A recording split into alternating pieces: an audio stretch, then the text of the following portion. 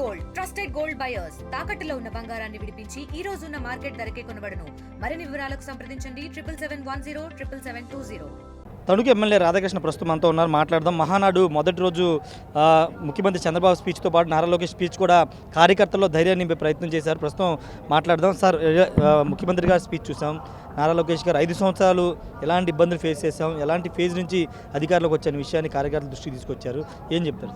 ముఖ్యంగా ఈరోజు మొట్టమొదటిసారిగా కడపలో నిర్వహించుకున్నటువంటి ఈ మహానాడుకి కార్యకర్తలు, నాయకులు అందరూ కూడా ఎంతో ఉత్సాహంగా రావడం జరిగింది. ముఖ్యమంత్రి వర్యులు, తెలుగుదేశం పార్టీ జాతీయ అధ్యక్షులు చంద్రబాబు నాయుడు గారి ప్రసంగంలో కానీ, యువనేత రాష్ట్ర జాతీయ ప్రధాన కార్యదర్శి, అదేవిధంగా ఐటీ శాఖ మంత్రులు లోకేష్ గారి ప్రసంగంలో కానీ, ఈరోజు పార్టీ ఏ విధంగా ఈరోజు ప్రస్థానం సాగించింది గత 82 నుంచి, అదేవిధంగా పార్టీ ఏ విధంగా ఇబ్బందులు ఎదుర్కొంది, ముఖ్యంగా జగన్మోహన్ రెడ్డి 2019 నుంచి 24 వరకు ఉన్నటువంటి టైంలో ఏ విధంగా కార్యకర్తలను ఇబ్బంది పెట్టారు, కార్యకర్తల మీద అక్రమ కేసులు పెట్టారు, వాటన్నిటి నుంచి కూడా మరలా తేరుకొని ఈ ప్రభుత్వం ఏర్పడే విధంగా ఈరోజు వచ్చిందంటే దానికి కార్యకర్తలే బలమని ప్రతి ఒక్కరూ కూడా చెప్పడం జరిగింది. ముఖ్యంగా చంద్రబాబు నాయుడు గారు కానీ, లోకేష్ గారు కానీ ఒకటే చెప్తున్నారు, కార్యకర్తల వలన తెలుగుదేశం పార్టీ ఈ విధంగా ప్రస్థానం సాగిస్తుందనేది.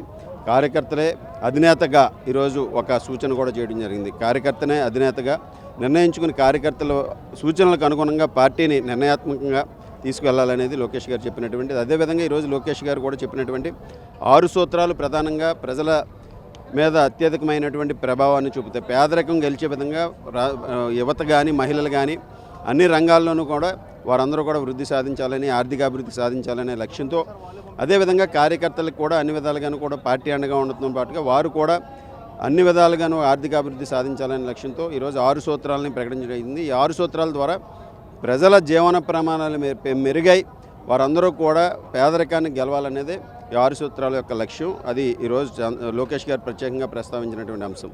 ఈ విధంగా మహానాడు వేదికగా రాష్ట్ర ప్రజలందరికీ కూడా ఈ ప్రభుత్వం చేస్తున్నటువంటి కార్యక్రమాలని, అదేవిధంగా భవిష్యత్తులో ఎటువంటి కార్యక్రమాలను చేయబోతున్నాం, అలాగే పార్టీ శ్రేణులకు కూడా ఒక దిశ నిర్దేశించే విధంగా ముఖ్యమంత్రి చంద్రబాబు నాయుడు గారు ప్రసంగం ఉందనేది ఈ సందర్భంగా తెలియజేసుకుంటున్నాం. నారా లోకేష్ మాట్లాడుతూ స్త్రీశక్తి గురించి మాట్లాడుతూ, మేము ఎక్కడా కూడా ఆడవాళ్ళని దూషించలేదు, తనకు చీర పంపిస్తున్న వాళ్ళు కూడా చీర తీసుకుని అక్క చెల్లికి ఇస్తా అని చెప్పారు. కానీ గత ప్రభుత్వ హయాంలో ఏ మీటింగ్ పెట్టుకున్నా మీ పార్టీ అధినేతని లోకేష్ని ఇష్టానుసారంగా మాట్లాడారు. కానీ ఎక్కడా కూడా ఈరోజు మహానాడులో అలాంటి ఒక అసభ్య పదజాలంతో కూడిన పదం కూడా రాలేదు. దీన్ని ఎలా చూస్తారు? ఈరోజు ముందుగా చూస్తే నాయకుడు ఏ విధంగా వెళ్తారో అదేవిధంగా కింద స్థాయి నాయకులు, కార్యకర్తలు అదేవిధంగా నడుచుకుంటారు. తెలుగుదేశం పార్టీ స్వర్గీయ నందమూరి తారక రామారావు గారు ప్రారంభించినప్పటి నుంచి కూడా ఒక క్రమశిక్షణకి మారుపేరు.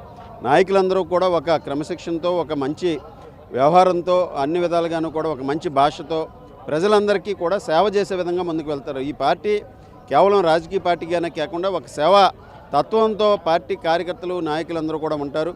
ఆ విధంగా ఒక క్రమశిక్షణ కలిగినటువంటి పార్టీగా దేశంలోనే ఈరోజు ముందు స్థానంలో తెలుగుదేశం పార్టీ ఉంటుంది.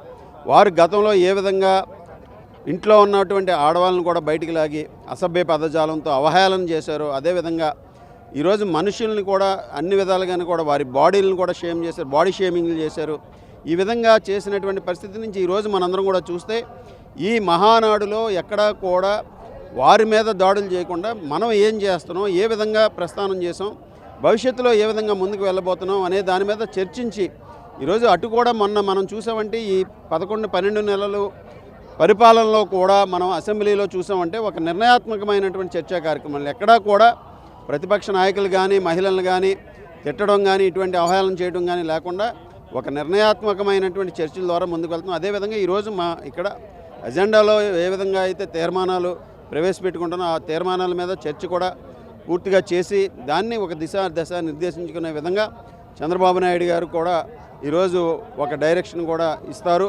రాష్ట్ర ప్రజలకు కానీ, ఇటు ప్రభుత్వానికి కానీ ఏ విధంగా ముందుకు వెళ్తుందని ఆ విధంగా ఈరోజు మహానాడు ఒక మంచి వరవడికి నాంది పలికిందనడంలో ఎటువంటి సందేహం లేదు. సార్, ఫైనల్ ఒక మాట చెప్పండి. లిక్కర్ స్కామ్లో వరుసగా అందరూ అరెస్ట్ అవుతున్నారు. మొన్న జగన్మోహన్ రెడ్డి కామెంట్ చేస్తూ, నేను విజయవాడలో ఉంటా, అరెస్ట్ చేసుకుంటే చేసుకోండి, ఐ డోంట్ కేర్ అంటున్నాను. ఈరోజు ఈ ప్రభుత్వం వ్యక్తులను ఇక్కడ కూడా టార్గెట్ చేయదు. ఎవరైతే ఈరోజు వ్యవస్థలని ఉపయోగించుకొని వాటిని తప్పుడు మార్గాల్లో పెట్టి వ్యవస్థల ద్వారా ఈరోజు అవినీతి చేసే కానీ వ్యవస్థలను తప్పుదారి పట్టిస్తాం, వారిని న్యాయం పరంగానే ఈ ప్రభుత్వం ఏదైనా కూడా ముందుకు తీసుకెళ్తుంది తప్పితే వ్యక్తిగతంగా టార్గెట్ చేసి అరెస్టులు చేయాలనేది అనుకోదు. ఈరోజు జగన్మోహన్ రెడ్డి అయినా ఆయన తప్పు చేస్తే భవిష్యత్తులో ఏదో న్యాయపరమైనటువంటి చర్యలు తీసుకుంటారు. ఆ విధంగా ఈరోజు ప్రభుత్వం ఆయన అరెస్ట్ చేసుకోమంటే అరెస్ట్ చేసుకోదు. ఈ ప్రభుత్వం వ్యక్తిగత దాడులకు దిగదు. ఈరోజు న్యాయపరంగా ఏదైతే ఉందో దాని ప్రకారం ముందుకు వెళ్తుంది. ఖచ్చితంగా న్యాయపరంగానే ముందుకు వెళ్తామని ఆర్మీల రాధాకృష్ణ చెప్తున్నారు. వ్యవస్థలో తప్పులు చేసిన వారికి ఖచ్చితంగా చట్టపరంగా చర్యలు ఉంటాయని చెప్తున్నారు. మరోవైపు తెలుగుదేశం పార్టీలో బూతుల సంస్కృతి ఎక్కడా లేదు. ఎన్టీ రామారావు పార్టీ పెట్టిన దగ్గర నుంచి ఇప్పటివరకు ఎక్కడ కూడా బూతుల సంస్కృతి పార్టీలు లేదు.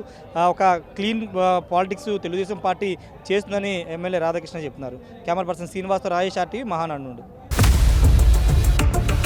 ఇండియా పాకిస్తాన్ ఉద్రిక్తతలపై లేటెస్ట్ అప్డేట్స్ కోసం డౌన్లోడ్ చేసుకోండి RTV లైవ్ యాప్.